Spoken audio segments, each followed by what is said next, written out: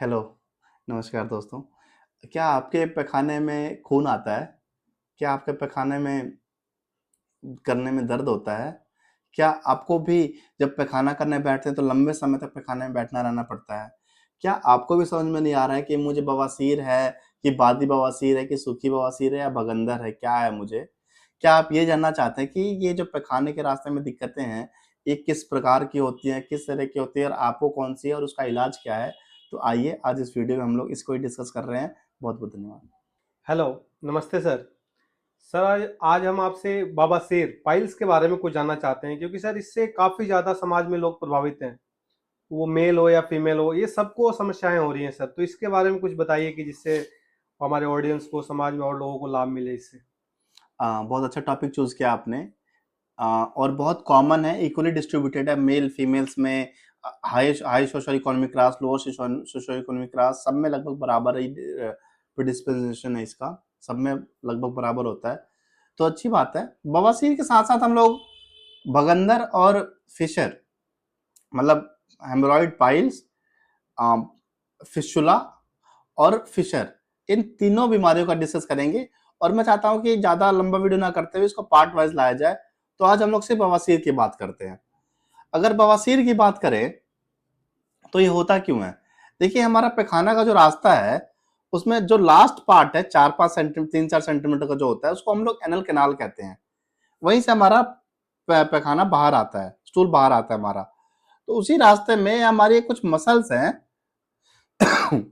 उन मसल्स को एक डेंटेट लाइन सेपरेट करती है। मतलब एक मसल है, उसके नीचे एक डेंटेट लाइन है। उस डेंटेट लाइन के ऊपर जो भी बवासीर बन जाता है वो होता है इंटरनल बवासीर, इंटरनल हेमोरॉइड, अंदरी बवासीर। और जो उसके बाहर होता है उसको हम लोग कहते हैं बाहरी बवासीर, एक्सटर्नल हेमोरॉइड्स। ये बनते क्यों है? देखिए, कई हमारे जो एनल कैनाल मैंने बताया उसमें वैसे भी खून के भरी नसें होती हैं हमारी। और वो नसें कई कई जगह पे ज्यादा मोटी होती हैं, नॉर्मली होती हैं ये। और उनको बचाता कौन है? हमारा मसल वगैरह, जो स्ट्रेंथ लेके बचाता है कि उनमें आगे और ज्यादा बड़ी ना हो और वो दिक्कत ना करें। लेकिन होता क्या है कि जब हमारी मसल रिलैक्स होती है या फिर हम बहुत ज्यादा प्रेशर बन जाता है उन मसल्स में, या फिर वो पूरा उसको सिकुड़ नहीं पाती है ठीक तरीके से, तो वो जो हमारी नसें हैं वो और मोटी होती हैं, कई बार ब्लीड करती हैं। ये दोनों, अंदर वाले बाहर वाले दोनों में ऐसा होता है। तो ये होता क्यों है? तो होने का इसका कारण तो यार, एक तो सबसे इंपॉर्टेंट कारण है कि लंबे समय तक आपको कब्ज हो, आपको पैखाना करने में ज्यादा समय लेना पड़ता हो, आपको पैखाना करते टाइम बहुत जोर लगाना पड़ता हो, या फिर बहुत सॉलिड, बहुत टाइट पैखाना आपका निकलता हो, वो हो गया। दूसरा, आप जब पैखाना करने जा रहे हैं तो आपको कई बार खून भी आने लग जाए, तो ये लक्षण होते हैं, ये शुरू के इनके कारण होते हैं ये होने के। चौथा, आपके खाने में फाइबर कम है, आप एकदम ही लो फाइबर हाई फैट, है ना, बाहर का खाना, मसालेदार खाना, फास्ट फूड, ऑयली, ये सब चीजें ज्यादा यूज करते हैं। तो ये कारण हो सकते हैं आपके कब्ज होने के। एक कभी कभी प्रेगनेंसी में हो जाता है ये। कब जो लोग ज्यादा हैवी वेट, हैवी हैं, मतलब ज्यादा ओबीज हैं, उन लोग हो सकता है। जो लोग बहुत ज्यादा वजन उठाते हैं गलत तरीके से, उनको हो सकता है। जो लोग बहुत शिथिल जीवन जीते हैं, लंबे समय तक टेबल कुर्सी चेयर में बैठे रहना, बेड पे लेटे रहना, इन लोगों को रिस्क ज्यादा होता है ये होने का।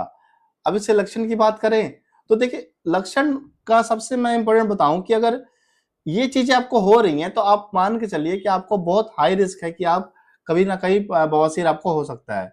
इनमें क्या लक्षण है कि आपको पैखाना करने में बहुत समय लग रहा है। आप जाते हैं तो आपको बहुत ज्यादा जोर लगाना पड़ रहा है पैखाना करने में। आपका जो मल है वो बहुत टाइट आ रहा है, जो स्टूल है आपका बहुत टाइट आ रहा है। कई बार वो छिल दे रहा है आपके पैखाने के रास्ते को और वहां दर्द हो रहा है। कई बार खून आ रहा है पैखानों में, ये हो सकता है। कई बार आपको पैखानों के रास्ते के पास खूब एकदम ड्राइनेस, इचिंग, परतें निकलने लग जाएंगी। कभी कभी एकदम या तो लगेगा कि फ्रेश खून आ रहा है, या फिर कभी कभी चकता बना हुआ काले कलर का खून आपको बाहर आता हुआ दिखेगा। तो ये सब लक्षण है बवासीर के। अब इसमें हम बात करें तो जांचें क्या होती हैं। तो अगर आपको ये कुछ कुछ भी दिक्कतें लग रही हैं तो आप अपने डॉक्टर से जाइए, मोस्टली जनरल सर्जन के पास जाइए आप।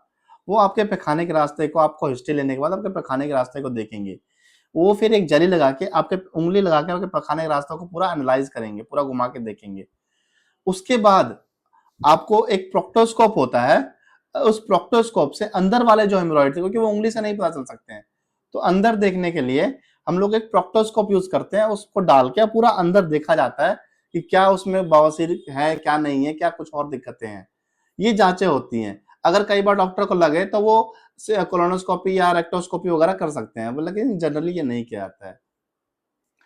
और कभी कभी तो इनमें ब्लीडिंग बवासीर में, पाइल्स में इतनी ज्यादा हो जाती है कि लोगों को एनीमिया हो जाता है। ये एक बहुत कॉमन कॉज है एनीमिया का, जो नीचे से खून के पैखाने के रास्ते से जो खून निकलता है। तो इन चीजों का हमें ध्यान देना होगा।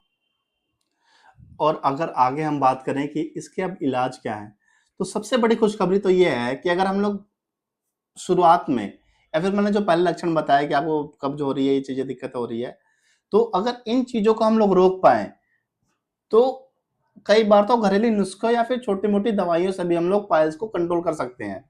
बवासीर का ऑपरेशन ग्रेड 3 या ग्रेड 4 के स्टेज में या फिर लेट ग्रेड 2 के स्टेज में ही करने की जरूरत होती है। तो मैं इसीलिए जल्दी से जल्दी आपको अपनी समस्या को जान के उसके लिए काम करने की आवश्यकता इसमें है। अगर आगे की बात करूं कि घरेलू नुस्खे, मैं दो पार्ट में इलाज की बात करूंगा। एक मेडिकल मैनेजमेंट, जो दवाइयां या फिर घरेलू नुस्खों से हो सकता है, और दूसरा सर्जिकल या फिर जो सर्जरी से हो सकता है। तो अगर मेडिकल मैनेजमेंट की बात करें तो सबसे पहले आप अपना कॉन्स्टिपेशन ठीक कीजिए।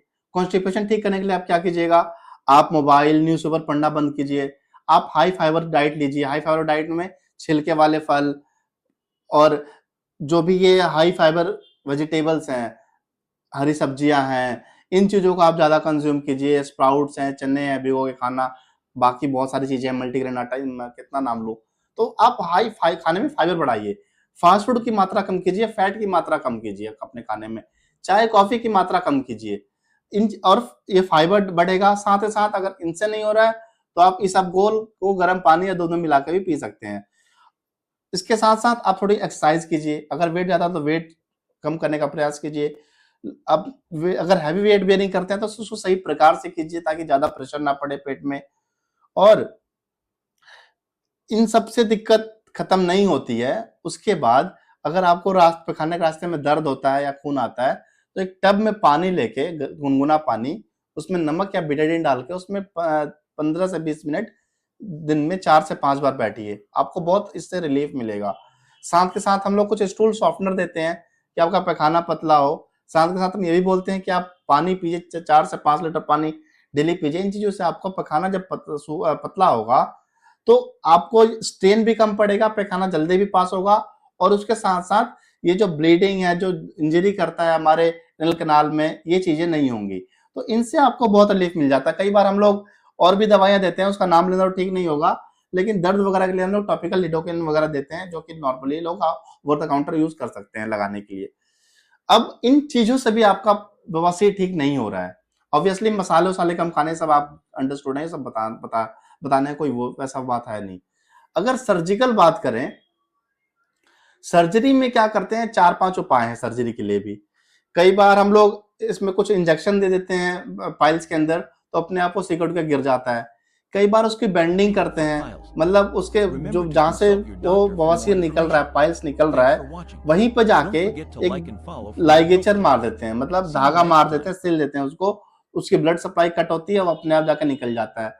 कई बार हम लोग इसमें बेंडिंग करते हैं। कई बार अब तो इसमें फोटोथेरेपी भी आ गई है ना, कि हम लोग एकदम टारगेटेड फोटो कोगुलेशन के थ्रू उस बवासीर के जो पॉइंट है वहां पे जाकर कट करेंगे और अपने आप खत्म हो जाएगा। और भी सर्जरीज बहुत सारी हैं, ओपन हेमरोइडेक्टमी वगैरह करती है, लंबी सर्जरी होती है, ये चीजें भी ऑप्शन है।